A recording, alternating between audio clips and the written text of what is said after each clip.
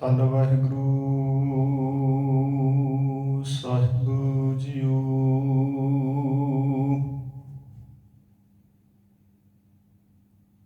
ਤੂੰ ਮੇਰੋ ਮੇਰ ਪਰਬਤ ਸੁਆਮੀ, ਓਟ ਗਈ ਮੈਂ ਤੇਰੀ।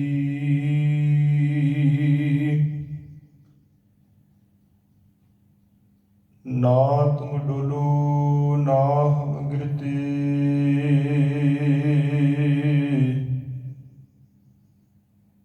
ਰਾਖ ਲਿਨੀ ਹਰ ਮੇਰੀ।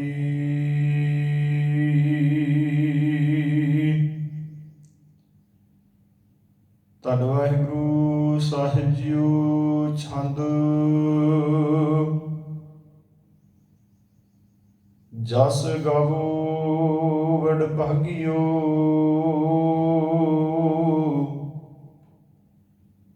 ਕਰ ਕਿਰਪਾ ਭਗਵੰਤ ਜੀਓ।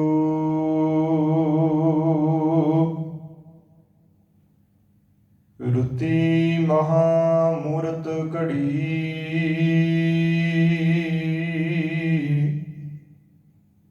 ਗੁਣ ਉਚਰਤ ਸ਼ੋਭਾਵੰਤ ਜੀਓ।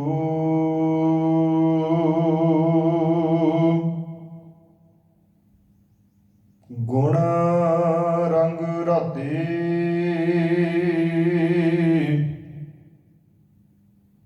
ਧਨ ਤੇ ਜਨ ਜਿਨੀ ਇਕ ਮਨ ਧਿਆਇਆ।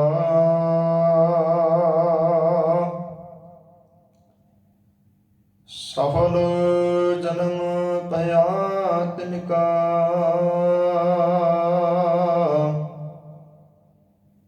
ਜਿਨੀ ਸੋ ਪ੍ਰਭ ਪਾਇਆ।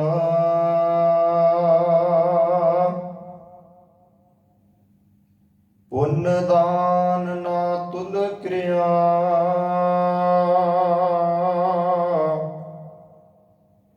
ਹਰ ਸਰਬ ਪਾਪਾ ਹੰਦ ਜਿਉ।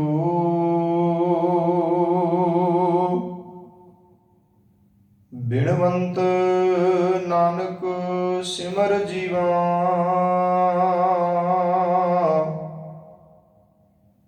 ਜਨਮ ਮਰਨ ਰਹੰਤ ਜਿਉ। ਬਿਨਵੰਤ ਨਾਨਕ ਸਿਮਰ ਜੀਵਾ,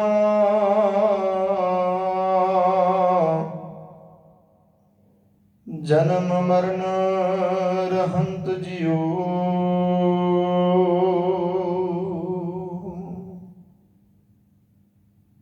ਦੀਨ ਦੁਨੀ ਦੇ ਮਾਲਕ, ਹਾਜ਼ਰਾ ਹਜ਼ੂਰ, ਜ਼ਾਹਰਾ ਜ਼ਹੂਰ, ਸਰਬ ਕਲਾ ਭਰਪੂਰ, ਚਬਰ ਛਤਰ ਤਖਤ ਦੇ ਮਾਲਕ, ਧੰਨ ਧੰਨ ਸ਼੍ਰੀ ਗੁਰੂ ਗ੍ਰੰਥ ਸਾਹਿਬ ਜੀ, ਤਿੰਨਾਂ ਦੀ ਮੁਬਾਰਕ ਗੋਦ ਅੰਦਰ ਸੁਭਾਇਮਾਨ ਗੁਰੂ ਪਿਆਰੀ ਗੁਰੂ ਸਵਾਰੀ ਸਾਧ ਸੰਗਤ ਜੀ, ਬਹੁਤ ਹੀ ਧੰਦਾਂ ਦੇ ਯੋਗ ਹਾਂ। ਗੁਰਬਾਣੀ ਦੀ ਸਿਫਤੋ ਸਲਾਹ ਨਾਲ ਜੁੜ ਕਰਕੇ ਹਰ ਜਸ ਨਾਲ ਸਾਂਝ ਪਾ ਕੇ ਆਪਣੇ ਮਨੁੱਖਾ ਜੀਵਨ ਨੂੰ ਸਫਲ ਬਣਾਉਣ ਦੇ ਯਤਨ ਕਰ ਰਹੇ ਹਾਂ। ਆਪ ਜੀ ਨੂੰ ਭਲੀ ਭਾਂਤ ਪਤਾ ਹੈ, ਪਿਛਲੇ ਦਿਨੀ ਜੋ ਰੁੱਤੀ ਸ਼ਲੋਕ ਰਾਮਕਲੀ ਮਹਿਲਾ ਪੰਜਵੇਂ ਪਾਤਸ਼ਾਹ ਧੰਨ ਗੁਰੂ ਅਰਜਨ ਦੇਵ ਪਾਤਸ਼ਾਹ ਜੀ ਦੇ ਮੁਖਾਰ ਬਿੰਦ ਤੋਂ ਜੋ ਬਾਣੀ ਆਰੰਭ ਵਿਚਾਰ ਦੇ ਤਹਿਤ ਆਪਾਂ ਆਰੰਭ ਕੀਤੀ ਹੈ। ਕੱਲ੍ਹ ਦੀ ਵਿਚਾਰ ਦੇ ਅੰਦਰ ਆਪਾਂ ਸ਼ਲੋਕ ਤੇ ਰੁੱਤ ਬਾਣੀ ਦੇ ਸੰਬੰਧ ਦੇ ਵਿੱਚ ਜਾਣਕਾਰੀ ਪ੍ਰਾਪਤ ਕੀਤੀ ਸੀ। ਸੋ ਗੁਰੂ ਰੂਪ ਸਾਧ ਸੰਗਤ ਜੀ, ਹੁਣ ਸ਼ਲੋਕ ਤੋਂ ਅਗਾਂਹ ਜੋ ਛੰਦ, ਇਸ ਛੰਦ ਦੀ ਪਾਵਨ ਵਿਚਾਰ ਆਪਾਂ ਆਰੰਭ ਕਰਨ ਜਾ ਰਹੇ ਹਾਂ। ਆਓ ਵਿਚਾਰਾਂ ਦੀ ਆਰੰਭਤਾ ਤੋਂ ਪਹਿਲਾਂ ਮਨੋਬਿਰਤੀਆਂ ਨੂੰ ਇਕਾਗਰ ਕਰੀਏ ਤੇ ਆਪਣੇ ਸਿਰ ਨੂੰ ਗੁਰੂ ਚਰਨਾਂ ਅੱਗੇ ਝੁਕਾਈਏ। ਮਨ ਤੋਂ ਪਿਆਰ ਨਾਲ, ਸਤਿਕਾਰ ਨਾਲ, ਸ਼ਰਧਾ ਭਾਵ ਨਾਲ ਭਿੱਜ ਕੇ ਗੁਰੂ ਫਤਿਹ ਨਾਲ ਆਪਾਂ ਸਾਂਝ ਪਾਈਏ। ਇੱਕੋ ਹੀ ਆਵਾਜ਼ ਦੇ ਨਾਲ ਪਿਆਰ ਸਤਿਕਾਰ ਦੇ ਨਾਲ ਫਤਿਹ ਬੁਲਾਓ। ਆਖੋ ਜੀ ਵਾਹਿਗੁਰੂ ਜੀ ਕਾ ਖਾਲਸਾ, ਵਾਹਿਗੁਰੂ ਜੀ ਕੀ ਫਤਿਹ। ਇਹ ਛੰਦ ਜੋ ਆਪ ਜੀ ਨੇ ਸਰਵਣ ਕੀਤਾ ਹੈ, ਜਿਸ ਦੇ ਅੰਦਰ ਸਾਹਿਬ ਜੀ ਦੇ ਪਾਵਨ ਬੋਲ ਨੇ, ਬਚਨ ਨੇ। ਪਹਿਲੀ ਪੰਕਤੀ ਹੈ, ਜਸ ਗਾਵੋ ਵਡ ਭਾਗਿਓ, ਕਰ ਕਿਰਪਾ ਭਗਵੰਤ ਜੀਓ। ਛੰਦ ਕਾਵ ਰੂਪ, ਜੋ ਇੱਕ ਕਾਵ ਰੂਪ ਦਾ ਛੰਦ ਹੁੰਦਾ ਹੈ। ਜਿਵੇਂ ਸ਼ਲੋਕ ਹੁੰਦਾ ਹੈ, ਇਵੇਂ ਸ਼ਲੋਕ ਦੇ ਵਿੱਚ ਨਾਲ ਸ਼ਲੋਕ ਦੇ ਨਾਲ ਉਚਾਰਨ ਕੀਤੇ ਛੰਦ ਹੁੰਦੇ ਨੇ। ਇਹ ਕਾਵ ਰੂਪ ਦਾ ਹੀ ਇੱਕ ਅੰਗ ਹੁੰਦਾ ਹੈ। ਇਸ ਦੇ ਅੰਦਰ ਸਾਹਿਬ ਜੀ ਨੇ ਕਿਰਪਾ ਕੀਤੀ ਹੈ।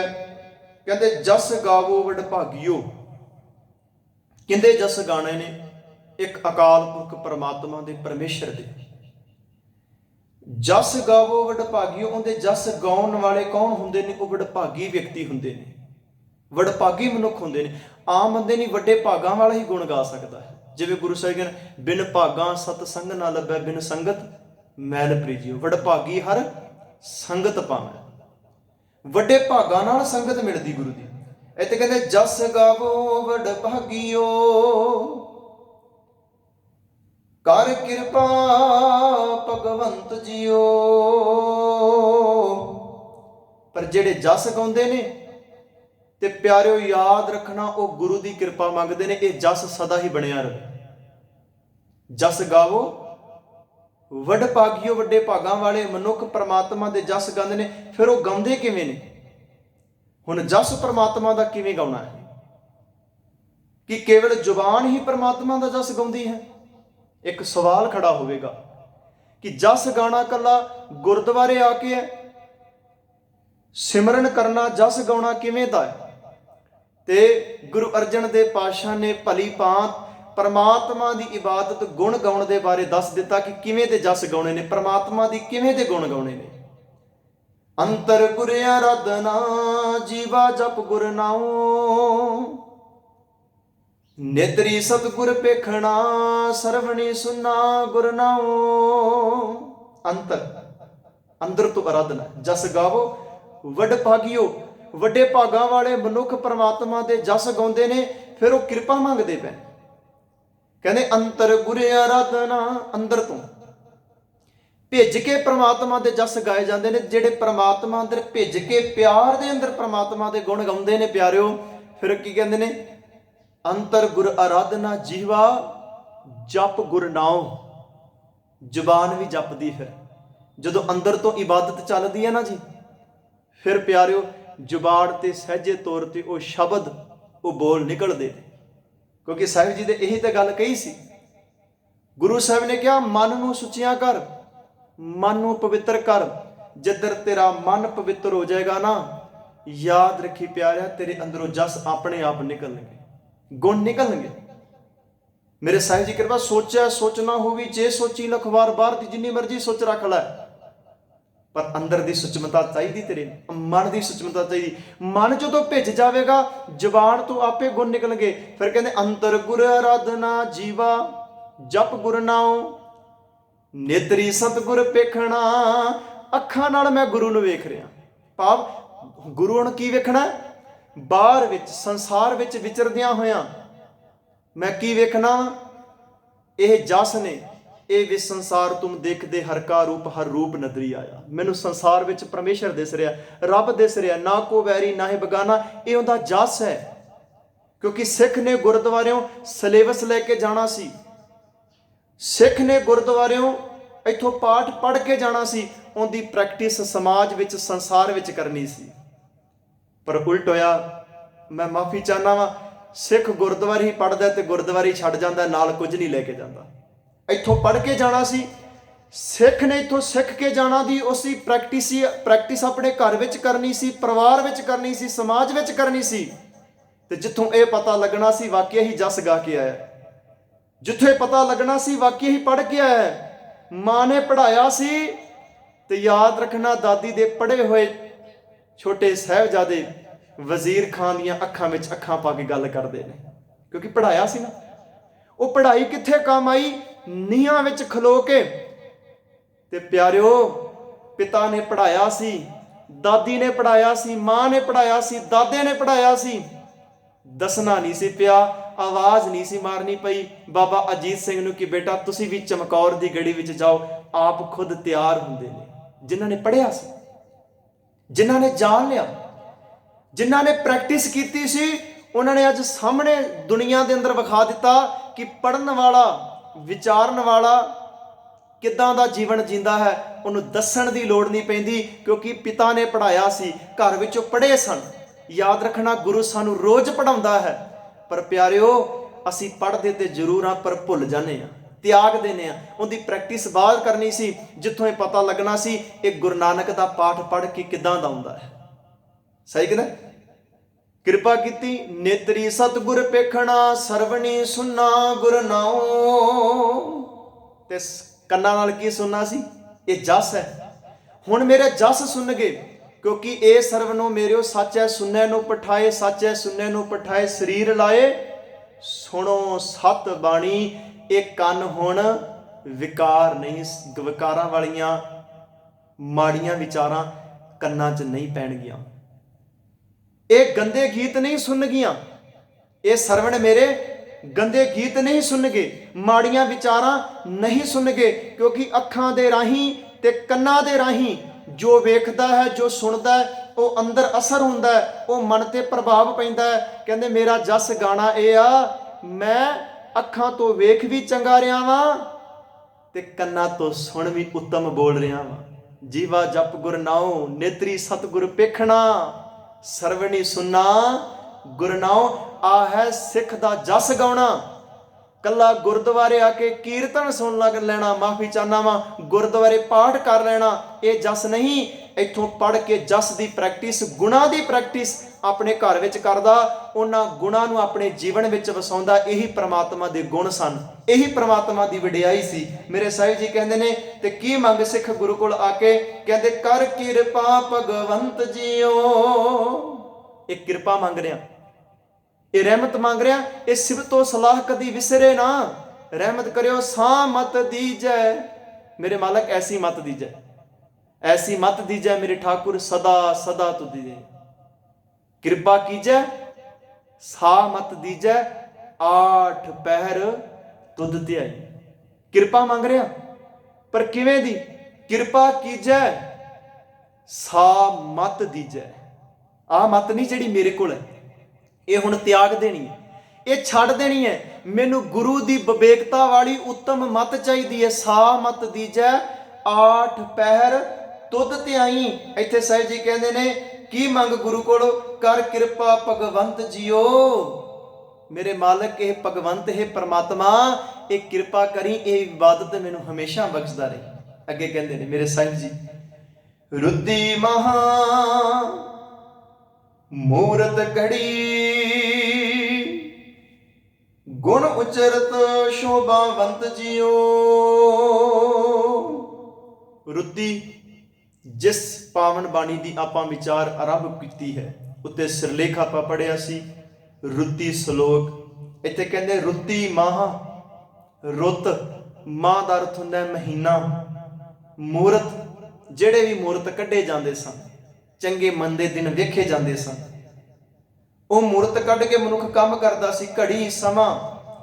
ਕਹਿੰਦੇ ਗੁਣ ਉਚਰਤ ਸ਼ੋਭਾਵੰਤ ਜੀਓ। ਮੇਰੇ ਸਾਹਿਬ ਨੇ ਕਿਰਪਾ ਕੀਤੀ, ਜਿਹੜੇ ਤੇਰੀ ਇਬਾਦਤ ਵਿੱਚ ਜੁੜ ਜਾਂਦੇ ਨੇ ਪਾਤਸ਼ਾਹ, ਕਹਿੰਦੇ ਉਹਨਾਂ ਦੀਆਂ ਰੁੱਤਾਂ, ਮਹੀਨੇ, ਮਹੂਰਤ, ਘੜੀਆਂ, ਸਮੇਂ ਸਫਲ ਹੋ ਜਾਂਦੇ ਨੇ। ਪਰ ਕਦੋਂ? ਗੁਣ ਉਚਰਤ ਭਗਵੰਤ ਜੀਓ। ਅੱਗੇ ਪਹਿਲਾ ਕੁਐਸਚਨ ਹੈ, ਫਿਰ ਆਨਸਰ। ਕਿਵੇਂ ਸਫਲੇ ਹੋਣਗੇ? ਰੁੱਤ, ਰੁੱਤੀ, ਮਹਾ, ਮੂਰਤ, ਘੜੀ। ਰੁੱਤਾਂ, ਮਹੀਨੇ, ਘੜੀਆਂ, ਮਹੂਰਤ ਮੇਰੇ ਪਾਤਸ਼ਾਹ ਕਿਵੇਂ ਸਫਲੇ ਹੋਣਗੇ? ਅੱਗੇ ਸਾਹਿਬ ਨੇ ਜਵਾਬ ਦਿੱਤਾ, ਉਹ ਸਿੱਖਾ, ਇਹਨਾਂ ਰੁੱਤਾਂ ਨੂੰ, ਇਹਨਾਂ ਮਹੀਨਿਆਂ ਨੂੰ, ਘੜੀਆਂ ਨੂੰ ਸਫਲਾ ਕਰ ਬਣਾਉਣ ਵਾਸਤੇ ਕਿਰੇ ਬਾਹਰ ਜਾਣ ਦੀ ਲੋੜ ਨਹੀਂ, ਕਿਸੇ ਨੂੰ ਹੱਥ ਵਿਖਾਉਣ ਦੀ ਲੋੜ ਨਹੀਂ, ਕਿਸੇ ਕੋਲ ਪੱਤਰੀ ਫੈਲਾਉਣ ਦੀ ਲੋੜ ਨਹੀਂ ਪੈਣੀ, ਕਿਉਂਕਿ ਮਨੁੱਖ ਭੁੱਲ ਕੇ ਪੱਤਰੀ ਵੀ ਫੈਲਾਉਣ ਲੱਗ ਜਾਂਦਾ ਸੀ। ਕਹਿੰਦਾ ਮੇਰੀ ਪੱਤਰੀ ਵਾਚੋ, ਮੈਨੂੰ ਦੱਸੋ ਮੇਰਾ ਮਹੂਰਤ ਵੇਖੋ, ਕਿਸ ਮਹੂਰਤ ਵਿੱਚ ਮੈਂ ਕਿਹੜਾ ਨਵਾਂ ਕਾਰਜ ਕਰਾਂ, ਮੈਂ ਨਵੇਂ ਕੰਮ ਕਰਨੇ, ਨਵੇਂ ਕਾਰਜ ਕਰਨੇ ਨੇ, ਇਹ ਨਵੇਂ ਕਾਰਜ ਦੀ ਆਰੰਭਤਾ ਕਿਵੇਂ ਕਰਾਂ, ਆਉਣ ਵਾਲਾ ਦਿਨ ਕਿਵੇਂ ਦਾ, ਆਉਣ ਵਾਲਾ ਮਹੀਨਾ ਕਿਵੇਂ ਦਾ ਹੈ। ਮੇਰੇ ਸਾਹਿਬ ਜੀ ਕਹਿੰਦੇ ਨੇ ਨਹੀਂ, ਅੱਗੇ ਇੱਥੇ ਸਾਹਿਬ ਕਹਿੰਦੇ ਨੇ ਗੁਣ ਉਚਰਤ ਸ਼ੋਭਾਵੰਤ ਜੀਓ, ਜਿਹੜੇ ਮੇਰੇ ਮਾਲਕ ਜੀ ਤੁਹਾਡੇ ਗੁਣ ਗਾਉਂਦੇ ਨੇ ਸ਼ੋਭਾਵੰਤ, ਉਹ ਵਡਿਆਈ ਦੇ ਪਾਤਰ ਬਣ ਜਾਂਦੇ ਨੇ। ਜਿਹੜੇ ਵੀ ਜਿਸ ਵੀ ਸਮੇਂ ਵਿੱਚ, ਜਿਸ ਵੀ ਰੁੱਤ ਵਿੱਚ, ਮਹੀਨੇ ਵਿੱਚ, ਘੜੀ ਵਿੱਚ, ਮਹੂਰਤ ਵਿੱਚ ਗੁਣ ਉਚਰਤ ਸ਼ੋਭਾਵੰਤ, ਉਹ ਸੁਭਾਗਾ ਹੋ ਜਾਂਦਾ ਹੈ, ਉਹ ਰੁੱਤੋਂ ਸਮਾਂ ਘੜੀ ਸਫਲਾ ਹੋ ਜਾਂਦਾ ਹੈ। ਤੇ ਸਾਹਿਬ ਜੀ ਨੇ ਸਮਝਾਉਣਾ ਵੀ ਚਾਹਿਆ, ਸੋਈ ਦਿਵਸ ਭਲਾ ਮੇਰੇ ਭਾਈ, ਹਰ ਗੁਣ ਗਾਏ ਪਰਮਗਤ ਪਾਈ। ਸੋਈ ਦਿਵਸ ਭਲਾ ਮੇਰੇ ਭਾਈ, ਉਹੀ ਦਿਨ ਚੰਗਾ ਹੈ, ਉਹੀ ਘੜੀ ਚੰਗੀ ਹੈ, ਉਹੀ ਸਮਾਂ ਭਲਾ ਹੈ। ਹਰ ਗੁਣ ਗਾਏ ਪਰਮਗਤ ਪਾਈ, ਜਿਸ ਘੜੀ ਵਿੱਚ ਮੈਂ ਬੈਠ ਕੇ ਪ੍ਰਮਾਤਮਾ ਦੀ ਸਿਫਤੋ ਸਲਾਹ ਨਾਲ, ਇਬਾਦਤ ਨਾਲ ਜੁੜ ਜਾਵਾਂ, ਬੰਦਗੀ ਨਾਲ ਜੁੜ ਜਾਵਾਂ, ਉਹੀ ਸਮਾਂ ਮੇਰੇ ਵਾਸਤੇ ਸਫਲਾ ਹੈ। ਮੇਰੇ ਸਾਹਿਬ ਦਾ ਗੁਣ ਉਚਰੰਤ, ਉਚਰਤ ਭਾਵ ਗੁਣ ਨੂੰ ਉਚਰਤ, ਭਾਵ ਗੁਣਾਂ ਨੂੰ ਮੈਂ ਗਾਉਂਦਾ ਹੋਵਾਂ, ਪੜ੍ਹਦਾ ਹੋਵਾਂ। ਗੁਣ ਉਚਰਤ ਸ਼ੋਭਾਵੰਤ ਜੀਓ, ਉਹ ਸ਼ੋਭਾਵੰਤ ਭਾਵ ਸੁਭਾਗਾ ਹੋ ਜਾਂਦਾ ਹੈ, ਵਡਭਾਗਾ ਹੋ ਜਾਂਦਾ ਉਹ ਸਮਾਂ, ਉਹ ਘੜੀ ਸਫਲੀ ਹੋ ਜਾਂਦੀ ਹੈ। ਤੇ ਆਪਾਂ 12 ਮਾਹ ਵਿੱਚ ਵੀ ਪਿਆਰਿਓ ਪੜ੍ਹਦੇ ਹਾਂ, ਮਹਾ ਦਿਵਸ ਮੂਰਤ ਭਲੇ, ਜਿਸ ਕੋ ਨਦਰ ਕਰੇ ਨਾਨਕ ਮੰਗੈ ਦਰਸ਼ਦਾਨ, ਕਿਰਪਾ ਕਰੋ ਹਰੇ। ਸਾਡੇ ਕੋਲ ਇੰਨੀਆਂ ਅਮੋਲਕ ਵਿਚਾਰਾਂ ਗੁਰੂ ਨੇ ਬਖਸ਼ਿਸ਼ ਕੀਤੀਆਂ, ਇੰਨੀਆਂ ਉੱਤਮ ਜੀਵਨ ਦੀਆਂ ਗੱਲਾਂ ਸਿੱਖ ਨੂੰ ਝੋਲੀ ਵਿੱਚ ਪਾਈਆਂ, ਸਿੱਖ ਦੀ ਉਹ ਦਾਤ ਪ੍ਰਾਪਤ ਕੀਤੀ ਸਿੱਖ ਨੇ ਆਪਣੇ ਗੁਰੂ ਕੋਲ ਬੈਠ ਕੇ। ਪਰ ਅਫਸੋਸ ਇਸ ਗੱਲ ਦਾ ਹੈ, ਜਿਸ ਸਿੱਖ ਨੂੰ ਗੁਰੂ ਨੇ ਪੈਰ ਪੈਰ ਤੇ ਸਮਝਾਇਆ ਹੋਵੇ, ਜਿਸ ਗੁਰੂ ਨੇ ਪੈਰ ਪੈਰ ਤੇ ਮਨੁੱਖ ਨੂੰ ਸੁਚੇਤ ਕੀਤਾ ਹੋਵੇ, ਉਹ ਸਿੱਖ ਅੱਜ ਬਾਣੀ ਪੜ੍ਹਨ ਵਾਲਾ ਵੀ ਕਹਿੰਦਾ ਹੈ ਫਲਾਣਾ ਦਿਨ ਮੇਰੇ ਵਾਸਤੇ ਚੰਗਾ ਨਹੀਂ ਸੀ, ਫਲਾਣੀ ਘੜੀ ਮੇਰੇ ਵਾਸਤੇ ਸਫਲੀ ਨਹੀਂ ਸੀ, ਫਲਾਣਾ ਦਿਨ ਮੇਰੇ ਵਾਸਤੇ ਮਹੀਨਾ ਚੰਗਾ ਨਹੀਂ, ਮੈਂ ਇਸ ਮਹੀਨੇ ਕਾਰਜ ਨਹੀਂ ਕਰੇ। ਤੇ ਗੁਰੂ ਸਾਹਿਬ ਜੀ ਕਹਿੰਦੇ ਨੇ 12 ਮਾਹ ਤੂੰ ਹਰ ਵਾਰੀ ਪੜ੍ਹਦਾ ਹੈ। ਵੇਖੋ ਪਿਆਰਿਓ, ਗੁਰੂ ਅਰਜਨ ਦੇਵ ਪਾਤਸ਼ਾਹ ਨੇ ਨਾ ਸਿੱਖ ਜਗਤ ਨੂੰ 12 ਮਾਹ ਦੀ ਦਾਤ ਦਿੱਤੀ, ਹੋਰ ਸਾਰਾ ਜਗਤ ਪੜ੍ਹਦਾ 12 ਮਹੀਨਿਆਂ ਦੇ ਬਾਰੇ। ਸਾਰੇ ਭਲੀਭਾਂਤ ਸੰਗਰਾਂਦ ਵਾਲੇ ਦਿਨ ਸੀ ਉਹ ਮਹੀਨਾ ਜਿਹੜਾ ਵੀ ਆਉਂਦਾ ਸਰਵਣ ਕਰਨੇ, ਔਰ ਉਹਦੀ ਵਿਚਾਰ ਵੀ ਹਰ ਗੁਰਦੁਆਰੇ 'ਚ ਹੁੰਦੀ ਹੈ। ਪਰ ਨਾ ਗੁਰੂ ਨੇ ਸਮਝਾਉਣ ਲੱਗਿਆ ਨਾ ਕੋਈ ਕਸਰ ਨਹੀਂ ਛੱਡੀ, ਮਨੁੱਖ ਦੇ ਮਨ ਵਿੱਚ ਕੋਈ ਭੁਲੇਖਾ ਨਹੀਂ ਰਹਿਣ ਦਿੱਤਾ। ਅਖੀਰ ਵਿੱਚ ਗੁਰੂ ਅਰਜਨ ਦੇਵ ਪਾਤਸ਼ਾਹ ਨੇ ਦੱਸ ਦਿੱਤਾ, ਉਹ ਭਲਿਆ ਇਹ ਨਾ ਸੋਚੀ ਇਹਨਾਂ ਮਹੀਨਿਆਂ ਵਿੱਚ ਤੇਰੇ ਵਾਸਤੇ ਕਿਹੜਾ ਉੱਤਮ ਮਹੀਨਾ ਹੈ, ਕਿਹੜਾ ਉੱਤਮ ਦਿਨ ਹੋਵੇਗਾ, ਕਿਹੜਾ ਚੰਗਾ ਦਿਨ ਹੋਵੇਗਾ। ਤੇ ਅਖੀਰ ਵਿੱਚ ਪੜ੍ਹਾ ਦਿੱਤਾ ਮਹਾ ਦਿਵਸ ਮੂਰਤ ਭਲੇ। ਉਹ ਮਾਹ ਤੋਂ ਭਾਵ ਮਹੀਨੇ, ਉਹ ਮੂਰਤ, ਉਹ ਘੜੀਆਂ ਤੇਰੇ ਵਾਸਤੇ ਸਫਲੀਆਂ ਨੇ। ਪਰ ਜਿਸ ਕੋ ਨਦਰ ਕਰੇ, ਜਿਨ੍ਹਾਂ ਉੱਤੇ ਗੁਰੂ ਦੀ ਬਖਸ਼ਿਸ਼ ਹੋ ਜਾਂਦੀ ਹੈ, ਰਹਿਮਤ ਹੋ ਜਾਂਦੀ ਹੈ। ਇੱਥੇ ਵੀ ਕਹਿੰਦਾ ਗੁਣ ਉਚਰਤ ਸ਼ੋਭਾਵੰਤ ਜੀਓ, ਜਿਹੜੇ ਗੁਣਾਂ ਨੂੰ ਉਚਰਦੇ ਨੇ, ਜਿਹੜੇ ਗੁਣਾਂ ਨਾਲ ਸਾਂਝ ਪਾਉਂਦੇ ਨੇ, ਜਿਹੜੇ ਗੁਣਾਂ ਨਾਲ ਪ੍ਰੀਤ ਪਾ ਲੈਂਦੇ ਨੇ, ਉਹਨਾਂ ਦੇ ਦਿਨ ਹਰ ਸਫਲੇ ਹੋ ਜਾਂਦੇ ਨੇ। ਨਾਨਕ ਮੰਗੈ ਦਰਸ਼ਦਾਨ, ਕਿਰਪਾ ਕਰੋ ਹਰੇ, ਮੈਨੂੰ ਤੇਰੀ ਕਿਰਪਾ ਚਾਹੀਦੀ। ਮੈਨੂੰ ਸਾਹਿਬ ਨੇ ਇੱਥੇ ਵਹਿਮਾਂ ਭਰਮਾਂ ਵਿੱਚੋਂ ਆਜ਼ਾਦ ਕਰਦਿਆਂ ਹੋਇਆਂ, ਕਿਉਂਕਿ ਗੁਰੂ ਸਾਹਿਬ ਨੇ ਕਿਹਾ ਹਰ ਵਕਤ ਹਰ ਸਮਾਂ ਤੇਰੇ ਵਾਸਤੇ ਸ਼ੋਭਨੀਕ ਹੈ। ਬਸ ਜਿਸ ਘੜੀ ਵਿੱਚ ਤੈਨੂੰ ਪ੍ਰਮਾਤਮਾ ਚੇਤਾ ਆ ਜਾਵੇ, ਤੈਨੂੰ ਪ੍ਰਮਾਤਮਾ ਦੀ ਯਾਦ ਆ ਜਾਵੇ। ਅੱਗੇ ਸਾਹਿਬ ਜੀ ਦੀ ਪਾਵਨ ਪੰਕਤੀਆਂ ਨੇ, ਅੱਗੇ ਸਾਹਿਬ ਕਹਿੰਦੇ ਗੁਣ ਰੰਗ ਰਤੇ ਤਨ ਤੇ ਜਨ ਜਿਨੀ ਇੱਕ ਮਨ ਧਿਆਇਆ। ਗੁਣ ਰੰਗ ਰਾਤੇ, ਜਿਹੜੇ ਗੁਣਾਂ ਵਿੱਚ ਰੰਗੇ ਜਾਂਦੇ ਨੇ, ਗੁਣਾਂ ਵਿੱਚ ਆਪਣੇ ਆਪ ਨੂੰ ਰੰਗ ਲੈਂਦੇ ਨੇ। ਕਿਹੜੇ ਗੁਣ? ਪਰਮੇਸ਼ਰ ਦੇ, ਪਰਮਾਤਮਾ ਦੇ ਗੁਣ। ਜਿਹੜੇ ਗੁਣਾਂ ਵਿੱਚ ਰੰਗੇ ਗਏ ਤੇ ਕੀ ਹੋਇਆ? ਤਨ ਤੇ ਜਨ ਜਿਨੀ ਇੱਕ ਮਨ ਧਿਆਇਆ। ਜਿਹੜੇ ਗੁਣਾਂ ਵਿੱਚ ਰੰਗੇ ਜਾਂਦੇ ਨੇ ਉਹ ਧਨ ਹੋ ਜਾਂਦੇ ਨੇ, ਉਹਨਾਂ ਨੂੰ ਕਹਿਣਾ ਨਹੀਂ ਪੈਂਦਾ, ਉਹ ਆਪਣੇ ਆਪ ਹੀ ਉਹਨਾਂ ਦਾ ਜੀਵਨ ਧਨ ਧਨ ਹੋ ਜਾਂਦਾ ਹੈ। ਮਨੁੱਖ ਦੀ ਜ਼ਿੰਦਗੀ ਵਿੱਚ ਆਪਣੇ ਆਪ ਹੀ ਉਹਦਾ ਨਾਮਣਾ ਬਣ ਜਾਂਦਾ ਹੈ, ਵਡਿਆਈ ਬਣ ਜਾਂਦੀ ਹੈ, ਜਿਹੜੇ ਗੁਣਾਂ ਵਿੱਚ ਰੰਗੇ ਗਏ ਸਨ। ਅੱਗੇ ਕਹਿੰਦੇ ਨੇ ਉਹ ਕਰਦੇ ਕੀ ਨੇ? ਸਾਹਿਬ ਜੀ ਕਹਿੰਦੇ ਨੇ ਕਹਿੰਦੇ ਨੇ ਇਦਾਂ ਦੀ ਕਿਰਪਾ, ਕਹਿੰਦੇ ਇੱਕ ਮਨ ਧਿਆਇਆ, ਇੱਕ ਮਨ ਹੋ ਕੇ, ਇੱਕ ਚਿੱਤ ਹੋ ਕੇ ਅਕਾਲ ਪੁਰਖ ਪਰਮਾਤਮਾ ਦੀ ਸਿਫਤੋ ਸਲਾਹ ਦੇ ਨਾਲ ਉਹ ਸਾਂਝ ਪਾਉਂਦੇ ਨੇ, ਉਹ ਪ੍ਰੀਤ ਪਾਉਂਦੇ ਨੇ।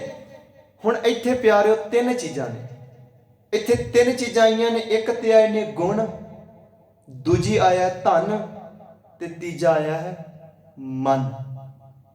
ਪਿਆਰਿਓ ਜਿਹੜੇ ਗੁਣਾਂ ਨੂੰ ਗਾਉਂਦੇ ਨੇ ਨਾ, ਉਹ ਆਪਣੇ ਆਪ ਹੀ ਧਨ ਹੋ ਜਾਂਦੇ ਨੇ। ਜਿਹੜੇ ਗੁਣਾਂ ਨੂੰ ਗਾਉਂਦੇ ਨੇ, ਇੱਥੇ ਸਾਰੇ ਕਹਿੰਦੇ ਗੁਣ ਰੰਗ ਰਾਤੇ, ਪਹਿਲੀ ਗੱਲ ਗੁਣਾਂ ਵਿੱਚ ਰੰਗੇ ਜਾਣ। ਧਨ ਤੇ ਜਨ ਜਿਨੀ, ਉਹ ਧਨ ਹੋ ਜਾਂਦੇ ਨੇ, ਵਡਭਾਗੀ ਹੋ ਜਾਂਦੇ ਨੇ। ਇੱਕ ਮਨ ਧਿਆਇਆ, ਜਿਹੜੇ ਇੱਕ ਮਨ ਤੇ ਹੁੰਦੇ ਨੇ। ਹੁਣ ਤਿੰਨ ਗੱਲਾਂ ਆਈਆਂ ਇੱਥੇ, ਇਹਨਾਂ ਤਿੰਨਾਂ ਵਿੱਚ ਬੜੀ ਲੰਬੇਰੀ ਔਰ ਲੰਮੀ ਵਿਚਾਰ ਛੁਪੀ ਹੋਈ ਹੈ। ਮੈਨੂੰ ਇਹ ਪ੍ਰਤੀਤ ਹੁੰਦਾ ਹੈ ਪਿਆਰਿਓ, ਗੁਣ ਹੀ ਮਨੁੱਖ ਨੂੰ ਸੰਸਾਰ ਵਿੱਚ ਧਨਵਾਨ ਬਣਾਉਂਦੇ ਨੇ। ਗੁਣ, ਕਿਉਂਕਿ ਮਨੁੱਖ ਇਸ ਸੰਸਾਰ ਤੇ ਵਿਅਕਤੀ ਰੂਪ ਵਿੱਚ ਬੜੇ ਇਨਸਾਨ ਆਏ, ਬੜੇ ਦੁਨੀਆ ਤੇ ਪੀਰ ਫਕੀਰ ਆਏ, ਪਰ ਉਹਨਾਂ ਦਾ ਨਾਮ ਦੁਨੀਆ ਤੇ ਹਮੇਸ਼ਾ ਜਿੰਦਾ ਅੱਜ ਤੱਕ ਵੀ ਰਿਹਾ ਜਿਨ੍ਹਾਂ ਨੇ ਗੁਣਾਂ ਨਾਲ ਸਾਂਝ ਪਾਈ ਹੈ। ਮੈਂ ਜ਼ਿਕਰ ਕਰਦਾ ਵਾਂ ਬਾਬਾ ਫਰੀਦ ਜੀ ਦਾ। ਬਾਬਾ ਫਰੀਦ ਜੀ ਨਿੱਕੀ ਜਿਹੀ ਉਮਰ 'ਚ ਨੇ, ਮਾਂ ਨਮਾਜ਼ ਅਦਾ ਕਰਦੀ ਹੈ, ਨਮਾਜ਼ ਪੜ੍ਹਦੀ ਹੈ, ਪਰ ਉਹ ਨਮਾਜ਼ ਇੱਕ ਦਿਨ ਆਪਣੇ ਪੁੱਤਰ 'ਚ ਵੀ ਗੁਣ ਵੇਖਣਾ ਚਾਹੁੰਦੀ ਮਾਂ, ਕਿਉਂਕਿ ਗੁਣਾਂ ਨਾ ਹਰ ਵਿਅਕਤੀ ਦੀ ਸੋਚ ਹੁੰਦੀ ਹੈ ਸਮਾਜ ਦੇ ਵਿੱਚ, ਸੰਸਾਰ ਅੰਦਰ, ਜੋ ਮੇਰੇ ਚੰਗੇ ਗੁਣ ਨੇ ਉਹ ਮੇਰੇ ਪਰਿਵਾਰ ਵਿੱਚ ਵੀ ਹੋਣ, ਮੇਰੇ ਬੱਚੇ ਵਿੱਚ ਵੀ ਹੋਣ, ਮੇਰੀ ਪਤਨੀ ਵਿੱਚ ਵੀ ਹੋਣ, ਮੇਰੇ ਪਰਿਵਾਰ ਵਿੱਚ ਹਰ ਮੈਂਬਰ ਵਿੱਚ ਚੰਗੇ ਗੁਣ ਹੋਣ। ਕਿਉਂਕਿ ਯਾਦ ਰੱਖਣਾ, ਮੈਂ ਪਹਿਲਾਂ ਹੀ ਬੇਨਤੀ ਕਰਤੀ ਹੈ, ਗੁਣ ਹੀ ਮਨੁੱਖ ਨੂੰ ਉੱਤਮ ਬਣਾਉਂਦੇ ਨੇ, ਚੰਗੀਆਂ ਵਿਚਾਰਾਂ ਹੀ ਮਨੁੱਖ ਨੂੰ ਉੱਤਮ ਬਣਾਉਂਦੀਆਂ ਨੇ। ਜਿਨ੍ਹਾਂ ਕੋਲ ਮਾੜੀਆਂ ਵਿਚਾਰਾਂ ਨੇ, ਮਾੜੇ ਕੰਮ ਨੇ, ਉਹਨਾਂ ਨੂੰ ਦੁਨੀਆ ਤੇ ਕੋਈ ਯਾਦ ਨਹੀਂ ਕਰਦਾ। ਜੇ ਯਾਦ ਵੀ ਕਰਦਾ ਹੈ ਤੇ ਬੰਦਾ ਬਦਨਾਮੀ ਦਾ ਕਲੰਕ ਲੱਗਾ ਹੁੰਦਾ ਹੈ। ਦਾਗ ਦੋਸ਼ਮੋ ਚਲਿਆ ਲਾਏ, ਦਾਗ ਲੱਗੇ ਹੁੰਦੇ, ਬਦਨਾਮੀਆਂ ਦੇ ਦਾਗ ਲੱਗੇ ਹੁੰਦੇ ਨੇ। ਤੇ ਪਿਆਰਿਓ ਉਹਨਾਂ ਨੂੰ ਸਿੱਖ ਜਗਤ, ਸਿੱਖ ਕੌਮ ਬੜੇ ਮਾਣ ਨਾਲ ਯਾਦ ਕਰਦੀ ਹੈ। ਹੋਰ ਵੀ ਕੌਮਾਂ ਦਾ ਇਤਿਹਾਸ ਉਹ ਆਪਣੇ ਵਿਦਵਾਨਾਂ ਨੂੰ, ਮੁਰਸ਼ਿਦਾਂ ਨੂੰ ਬੜੇ ਮਾਣ ਦੇ ਨਾਲ ਯਾਦ ਕਰਦੇ ਨੇ, ਜਿਨ੍ਹਾਂ ਨੇ ਕੌਮ ਦੇ ਵਿੱਚ ਕੁਝ ਦਿੱਤਾ ਹੈ। ਉਹ ਭਾਵੇਂ ਸਿੱਖ ਜਗਤ ਹੋਵੇ, ਭਾਵੇਂ ਸੰਸਾਰ ਦੇ ਹੋਰ ਨੁਮਾਇੰਦੇ ਲੋਕ ਹੋਣ। ਪਰ ਮੇਰੇ ਸਾਹਿਬ ਜਿਹੜੇ ਤੇ ਕਿਰਪਾ ਕੀਤੀ, ਗੁਣ ਦੀ ਗੱਲ ਕੀਤੀ। ਬਾਬਾ ਫਰੀਦ ਜੀ ਅੰਦਰ ਉਹ ਗੁਣ ਮਾਂ ਵੇਖਣਾ ਚਾਹੁੰਦੀ ਹੈ, ਤੇ ਮਾਂ ਨੇ ਇੱਕ ਦਿਨ ਕੀ ਕੀਤਾ, ਮਸੱਲੇ ਥੱਲੇ ਇਤਿਹਾਸ ਜੋ ਕਹਿੰਦਾ ਸ਼ੱਕਰ ਰੱਖਣੀ ਸ਼ੁਰੂ ਕਰ ਦਿੱਤੀ, ਮਿੱਠਾ ਰੱਖਣਾ ਸ਼ੁਰੂ ਕਰ ਦਿੱਤਾ। ਤੇ ਮਾਂ ਕਹਿੰਦੀ ਸੀ, ਪੁੱਤਰ ਜਦੋਂ ਤੂੰ ਰੱਬ ਦੀ ਇਬਾਦਤ ਕਰੇਗਾ, ਨਮਾਜ਼ ਪੜ੍ਹੇਗਾ ਨਾ, ਤੈਨੂੰ ਮਿੱਠਾ ਮਿਲੇ ਕਰੇਗਾ, ਮਸੱਲੇ ਥੱਲੇ ਤੈਨੂੰ ਸ਼ੱਕਰ ਮਿਲੇ ਕਰੇਗੀ। ਖਾਂਦਿਆਂ ਖਾਂਦਿਆਂ ਬੜਾ ਲੰਮਾ ਸਮਾਂ ਹੋ ਗਿਆ, ਨਮਾਜ਼ ਪੜ੍ਹਨੀ, ਇਬਾਦਤ ਕਰਨੀ, ਤੇ ਸ਼ੱਕਰ ਥੱਲੇ ਚੁੱਕਣਾ ਮਸੱਲਾ, ਮਸੱਲੇ ਥੱਲੇ ਮਿੱਠਾ ਪਦਾਰਥ ਖਾਣ ਨੂੰ ਸ਼ੱਕਰ ਮਿਲਣੀ ਕਰਨੀ। ਕਰਦਿਆਂ ਕਰਦਿਆਂ ਇੱਕ ਦਿਨ ਮਾਂ ਭੁੱਲ ਗਈ, ਛੱਡ ਦਿੱਤੀ ਮਾਂ ਨੇ ਰੱਖਣੀ, ਯਾਦ ਭੁੱਲ ਗਈ। ਕੋਈ ਕਹਿੰਦਾ ਯਾਦ ਭੁੱਲ ਗਿਆ, ਤੇ ਕੋਈ ਅੱਜ ਕਹਿੰਦੀ ਮਾਂ ਪਰਖ ਵੀ ਕਰਦੀ ਪਈ ਸੀ, ਮੇਰਾ ਪੁੱਤਰ ਕਿਰੇ ਮਿੱਠੇ ਨਾਲ ਤੇ ਨਹੀਂ ਲੱਗ ਗਿਆ, ਮੇਰੇ ਪੁੱਤਰ ਦੀ ਪ੍ਰੀਤ ਅਕਾਲ ਪੁਰਖ ਨਾਲ ਪਈ ਹੈ, ਰੱਬ ਨਾਲ ਪਈ ਹੈ, ਪਰਮੇਸ਼ਰ ਨਾਲ ਬਣੀ ਹੈ, ਉਸ ਅੱਲਾਹ ਤਾਲਾ ਨਾਲ ਸਾਂਝ ਪਈ ਹੈ ਕਿ ਨਹੀਂ, ਕੇਵਲ ਪਦਾਰਥਾਂ ਤੱਕ ਤੇ ਨਹੀਂ ਰਹਿ ਗਿਆ ਮੇਰਾ ਪੁੱਤਰ। ਅੱਜ ਮਾਂ ਨੇ ਸ਼ੱਕਰ ਰੱਖੀ ਨਹੀਂ, ਅੱਜ ਪਰਖ ਕਰਦੀ ਪਈ ਹੈ। ਤੇ ਪਿਆਰਿਓ ਇਤਿਹਾਸ ਕਹਿੰਦਾ ਹੈ, ਨਮਾਜ਼ ਪੜ੍ਹਦੇ ਗਏ, ਤੇ ਮਾਂ ਨੇ ਇੱਕ ਦਿਨ ਪੁੱਛਿਆ, ਪੁੱਤਰ ਤੈਨੂੰ ਰੱਬ ਮਿੱਠਾ ਪਦਾਰਥ ਨਹੀਂ ਦਿੰਦਾ ਹੁਣ ਸ਼ੱਕਰ? ਤੇ ਬਾਬਾ ਫਰੀਦ ਜੀ ਨੇ ਕਿਹਾ, ਮਾਂ ਪਹਿਲਾਂ ਤੇਰੇ ਹੱਥਾਂ ਦੇ ਵਿੱਚੋਂ ਉਹ ਮਿੱਠੇ ਸਵਾਦਲੇ ਪਦਾਰਥ ਮਿਲਦੇ ਸਨ, ਬਸ ਤੇਰੇ ਵੱਲੋਂ ਦਿੱਤਾ ਹੋਇਆ ਲਾਲਚ, ਤੇਰੇ ਵੱਲੋਂ ਦਿੱਤਾ ਹੋਇਆ ਪਿਆਰ, ਇੱਕ ਦਿਨ ਉਹ ਪਰਮਾਤਮਾ ਨਾਲ ਇੰਨੀ ਵੱਡੀ ਅਕਾਲ ਪੁਰਖ ਨਾਲ, ਉਸ ਅੱਲਾਹ ਤਾਲਾ ਨਾਲ ਐਡੀ ਗਾਖੜੀ ਹੋਰ ਗੂੜੀ ਪ੍ਰੀਤ ਪੈ ਗਈ ਏ। ਤੇਰੇ ਦਿੱਤੇ ਹੋਏ ਪਦਾਰਥਾਂ ਦੀ, ਮਿੱਠੇ ਹੋਏ ਪਦਾਰਥਾਂ ਦੀ ਇੰਨੀ ਕੀਮਤ ਨਹੀਂ ਜਿੰਨੀ ਅੱਜ ਕੀਮਤ ਮੈਨੂੰ ਅੱਲਾਹ ਤਾਲਾ ਦੇ ਪਰਮੇਸ਼ਰ ਦੇ ਨਾਮ ਦੀ ਪ੍ਰਤੀਤ ਹੋਈ ਹੈ। ਮਾਂ ਹੁਣ ਤੇਰੇ ਸ਼ੱਕਰ ਵਾਲੇ ਪਦਾਰਥਾਂ ਦੀ ਲੋੜ ਨਹੀਂ, ਅੱਜ ਸ਼ੱਕਰ ਰੂਪੀ ਨਾਮ ਰੂਪੀ ਪਦਾਰਥ ਉਸ ਅੱਲਾਹ ਤਾਲਾ ਦੀ ਬੰਦਗੀ ਵਿੱਚੋਂ ਮੈਨੂੰ ਮਿਲਦਾ ਪਿਆ। ਫਰੀਦਾ ਸ਼ੱਕਰ ਖੰਡ ਨਿਵਾਤ ਗੁੜ, ਮਾਖਿਓ ਮਾਂਝਾ ਦੁੱਧ, ਸਭੇ ਵਸਤੂਆਂ ਮਿੱਠੀਆਂ, ਰੱਬ ਨਾ ਪੂਜਣ ਦੁੱਧ। ਬਾਬਾ ਫਰੀਦ ਜੀ ਕਹਿੰਦੇ, ਮਾਂ ਕਿਉਂਕਿ ਮਾਂ ਨੇ ਗੁਨਾਹ ਨਾਲ ਜੋੜਨਾ ਸੀ, ਮਾਂ ਨੇ ਇਬਾਦਤ ਨਾਲ ਜੋੜਨਾ ਸੀ। ਅੱਜ ਬਾਬਾ ਫਰੀਦ ਕਦੀ ਬਾਲਪਣੇ ਉਮਰ ਵਿੱਚ ਅੱਲਾਹ ਤਾਲਾ ਦੀ ਇਬਾਦਤ ਵਿੱਚ ਇੰਨੇ ਜੁੜ ਗਏ, ਆਪਣੀ ਮਾਂ ਨੂੰ ਕਹਿੰਦੇ ਮਾਂ ਹੁਣ ਤੂੰ ਸ਼ੱਕਰ ਨਾ ਵੀ ਰੱਖੇਂਗੀ, ਕਿਉਂਕਿ ਉਹਦੇ ਗੁਣਾਂ ਨਾਲ ਇੰਨੀ ਪ੍ਰੀਤ ਪੈ ਗਈ, ਇੰਨਾ ਪਿਆਰ ਪੈ ਗਿਆ ਹੈ, ਇਹ ਗੁਣ ਹੁਣ ਮੇਰੇ ਜੀਵਨ ਵਿੱਚੋਂ ਕਦੀ ਨਿਕਲ ਨਹੀਂ ਸਕਦੇ। ਰੱਬ ਨਾ ਪੂਜਣ ਤੁਧ ਖੰਡ ਨਿਵਾਤ ਗੁੜ, ਇਹ ਮਿੱਠੇ ਪਦਾਰਥ ਜਿੰਨੇ ਵੀ ਨੇ, ਜਿੰਨੀਆਂ ਵੀ ਵਸਤੂਆਂ ਨੇ, ਪਰ ਰੱਬ ਨਾ ਪੂਜਣ ਤੁਧ ਮੇਰੇ ਰੱਬ ਦੀ ਬਰਾਬਰੀ ਨਹੀਂ ਕਰ ਸਕਦੇ। ਇੰਨਾ ਆਨੰਦ ਆਇਆ ਹੈ, ਇੰਨਾ ਸੁੱਖ ਮਿਲਿਆ ਹੈ, ਇੰਨਾ ਸਕੂਨ ਮਿਲਿਆ, ਇੰਨਾ ਖੇੜਾ ਮਿਲਿਆ ਹੈ ਉਸ ਰੱਬ ਅਕਾਲ ਪੁਰਖ ਨਾਲ ਜੁੜਨ ਨਾਲ। ਹੁਣ ਮੈਨੂੰ ਤੇਰੇ ਪਦਾਰਥਾਂ ਦੀ ਲੋੜ ਨਹੀਂ। ਇੱਥੇ ਵੀ ਮੇਰੇ ਸਾਹਿਬ ਜੀ ਕਹਿੰਦੇ ਨੇ, ਯਾਦ ਰੱਖੀ ਪਿਆਰਿਆ, ਜਿੱਦਣ ਗੁਨਾਹ ਨਾਲ ਸਾਂਝ ਪੈ ਗਈ ਤੂੰ ਵਡਭਾਗਾ ਹੋ ਜਾਏਗਾ, ਤੰਤਾਂ ਦਾ ਯੋਗ ਹੋ ਜਾਏਗਾ। ਫਿਰ ਕੀ ਹੋਏਗਾ? ਇੱਥੇ ਕਹਿੰਦੇ ਨੇ ਗੁਣ ਰੰਗ ਰਾਤੇ, ਜਿਹੜੇ ਗੁਨਾਹ ਨਾਲ ਰੰਗੇ ਜਾਂਦੇ ਨੇ, ਫਿਰ ਕਹਿੰਦੇ ਨੇ ਉਹਨਾਂ ਨੂੰ ਤਨ ਤੇ ਜਿੰਨੀ ਕਹਿੰਦੇ ਉਹ ਤਨ ਹੋ ਜਾਂਦੇ ਨੇ। ਇਤਿਹਾਸ ਵਿੱਚ ਘਟਨਾ ਹੋਰ ਬਾਬਾ ਲਹਿਣਾ ਜੀ ਦੀ। ਪਿਆਰਿਓ, ਜਿੱਦਣ ਆਏ ਸਨ ਤੀਰਥਾਂ ਦੀਆਂ ਯਾਤਰਾ ਕਰਦੇ ਨੇ, ਬੜੀ ਵਾਰੀ ਗਏ ਨੇ, ਪਰ ਜੋ ਗੁਣ ਰੱਬ ਦੇ, ਜੋ ਪਰਮੇਸ਼ਰ ਦੇ, ਵਾਹਿਗੁਰੂ ਦੇ ਗੁਣ ਗੁਰੂ ਨਾਨਕ ਘਰ ਚੋਂ ਸਿੱਖੇ ਨਾ, ਉਹ ਗੁਣ ਫਿਰ ਕਿਧਰੇ ਮਿਲੇ ਨਹੀਂ। ਉਹ ਗੁਣ ਬਾਹਰੋਂ ਹੋਰ ਕਿਧਰੇ ਨਜ਼ਰ ਨਹੀਂ ਆਏ, ਉਹ ਗੁਣ ਨਹੀਂ ਦਿਸੇ ਜੋ ਗੁਰੂ ਨਾਨਕ ਦੇ ਘਰ ਚੋਂ ਮਿਲੇ ਨੇ। ਅੱਜ ਅਸੀਂ ਬਾਬਾ ਫਰੀਦ ਜੀ ਨੂੰ ਧੰਨ ਧੰਨ ਕਹਿ ਕੇ ਸਲਾਉਂਦੇ ਹਾਂ, ਤੇ ਭਾਈ ਲਹਿਣੇ ਨੂੰ ਧੰਨ ਧੰਨ ਗੁਰੂ ਅੰਗਦ ਦੇ ਪਾਤਸ਼ਾਹ ਕਹਿੰਦੇ ਆ। ਉਹਨਾਂ ਵਿੱਚ ਗੁਣ ਵੇਖੇ। ਸਮਾਂ ਆਇਆ ਜਿੱਦਣ ਗੁਰੂ ਨਾਨਕ ਨੇ ਪਰਖ ਕੀਤੀ, ਲੈਣਿਆ ਭਾਂਡਾ ਲੈ ਕੇ ਆ, ਚਿੱਕੜ ਵਿੱਚ ਡਿੱਗ ਚੁੱਕਿਆ ਹੈ, ਤੇ ਲੈਣੇ ਨੇ ਭਾਂਡਾ ਰੱਖਿਆ। ਗੁਰੂ ਨਾਨਕ ਨੇ ਕਿਹਾ, ਉਹ ਲੈਣਿਆ ਗੱਲ ਭਾਂਡੇ ਦੀ ਨਹੀਂ ਸੀ, ਤੇਰੇ ਹਿਰਦੇ ਵਾਲੇ ਭਾਂਡੇ ਦੀ ਮੈਂ ਗੱਲ ਕਰ ਰਿਹਾ ਸਾਂ। ਉਹ ਤਿਆਰ ਹੋਇਆ ਕਿ ਨਹੀਂ, ਜਿਹਦੇ ਵਿੱਚ ਮੈਂ ਵਸਤੂ ਰੱਖਣੀ ਹੈ, ਮੈਨੂੰ ਉਹ ਭਾਂਡਾ ਚਾਹੀਦਾ ਸੀ। ਸਮਾਂ ਆਇਆ, ਕਦੀ ਕਿਹਾ ਗੁਰੂ ਨਾਨਕ ਨੇ, ਲੈਣਿਆ ਆ ਕਿਸੇ ਗਰੀਬ ਦੀ ਦੀਵਾਰ ਡਿੱਗ ਗਈ ਹੈ, ਕੰਧ ਡਿੱਗ ਗਈ ਹੈ, ਖੜੀ ਕਰ ਦੇ। ਭਾਈ ਲਹਿਣਾ ਜੀ ਨੇ ਤਿਆਰ ਕਰ ਦਿੱਤੀ। ਰਤਾ ਵੀ ਨਹੀਂ ਝਿਜਕੇ, ਰਤਾ ਵੀ ਨਹੀਂ ਮਨ ਵਿੱਚ ਆਇਆ ਕਿ ਪਾਤਸ਼ਾਹ ਸਵੇਰੇ ਪ੍ਰਭਾਤ ਵੇਲੇ ਜਦੋਂ ਅੰਮ੍ਰਿਤ ਵੇਲੇ ਉੱਠਾਂਗੇ ਉਦੋਂ ਕਰਾਂਗੇ, ਰਾਤ ਨੂੰ ਕੀ ਲੋੜ ਹੈ। ਪਰ ਕੋਈ ਕੁਐਸਚਨ ਨਹੀਂ ਕੀਤਾ। ਸੱਤ ਕਹਿ ਕੇ ਭਾਈ ਲਹਿਣਾ ਜੀ ਨੇ ਰਾਤ ਨੂੰ ਕੰਧ ਉਸਾਰਨੀ ਸ਼ੁਰੂ ਕਰ ਦਿੱਤੀ। ਪਰ ਬਾਅਦ ਚ ਕਿਹਾ, ਲੈਣਿਆ ਇਹ ਗੱਲਾਂ ਕੰਧਾਂ ਦੀਆਂ ਨਹੀਂ ਸਨ, ਮੈਂ ਵੇਖਣਾ ਚਾਹੁੰਦਾ ਸਾਂ ਕਿਵ ਸਚਿਆਰਾ ਹੋਈ ਹੈ, ਕਿਵ ਕੂੜਿਆ ਟੁੱਟੈ। ਪਾਲ ਤੇਰੇ ਅੰਦਰੋਂ ਕੂੜ ਦੀ ਕੰਧ ਟੁੱਟ ਗਈ ਕਿ ਨਹੀਂ?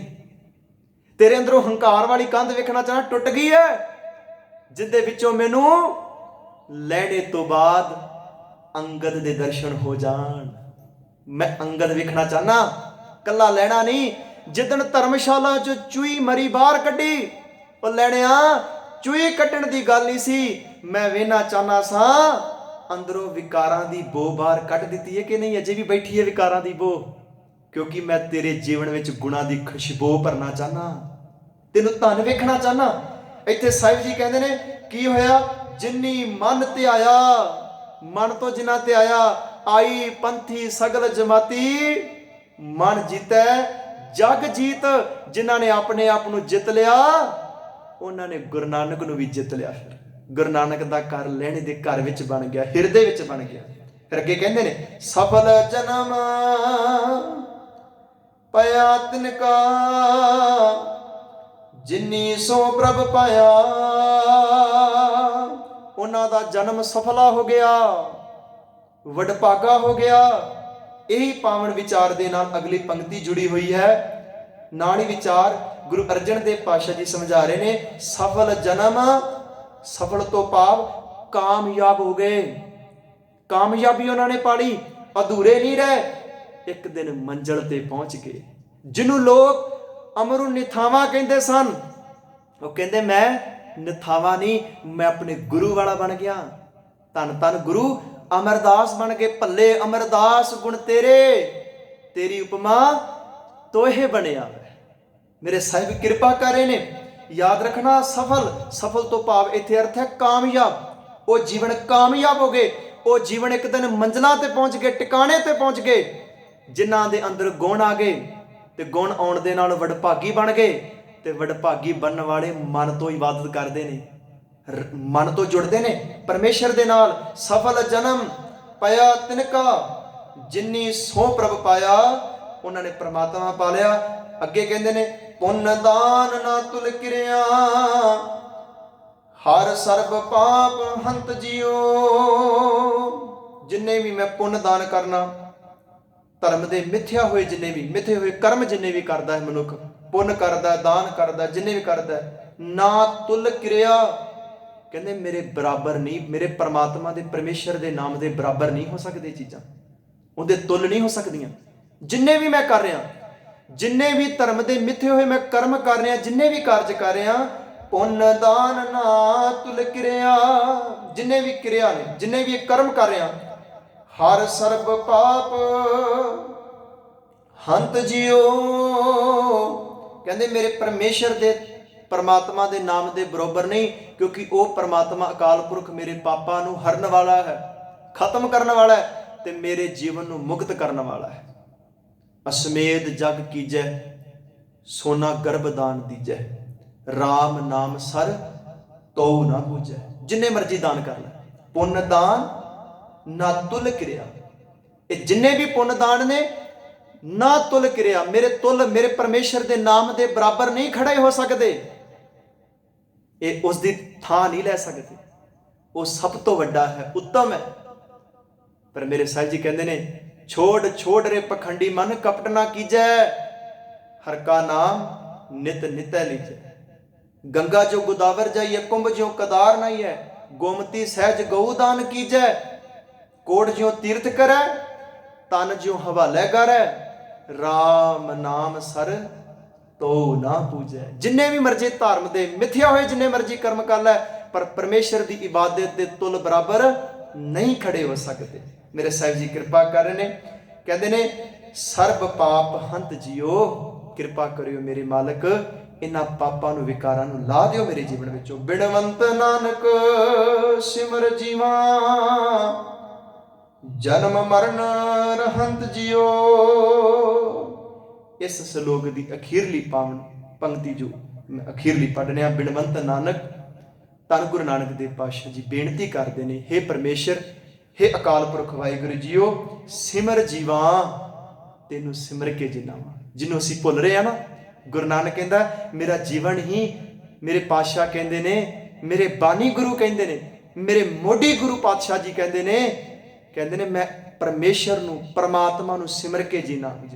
ਜੀਵੋ ਨਾਮ ਸੁਨੀ, ਜਿਉ ਸੋ ਪ੍ਰਸੰਨ ਭਏ ਗੁਰਪੂਰੇ, ਤਬ ਮੇਰੀ ਆਸ ਪੁਨੀ। ਆਖਾਂ ਜੀਵਾ ਵਿਸਰੈ ਮਰ ਜਾਉ। ਮੇਰੇ ਸਾਹਿਬ ਜੀ ਕਹਿੰਦੇ ਨੇ ਆਖਣਾ ਵਾ ਤੇ ਜੀਵਨ ਹੈ, ਵਿਸਰੈ ਮਰ ਜਾਉ। ਜਿੱਦਣ ਵਿਸਰ ਗਿਆ ਉਦਨ ਮੌਤ ਹੈ, ਹੋਰ ਕੁਝ ਨਹੀਂ। ਮੇਰੇ ਸਾਹਿਬ ਜੀ ਕਿਰਪਾ ਕਰ ਰਹੇ ਨੇ, ਕਹਿੰਦੇ ਸਿਮਰ ਜੀਵਾ, ਫਿਰ ਕਹਿੰਦੇ ਨੇ ਜਨਮ ਮਰਨ ਰਹੰਤ ਜਿਉ।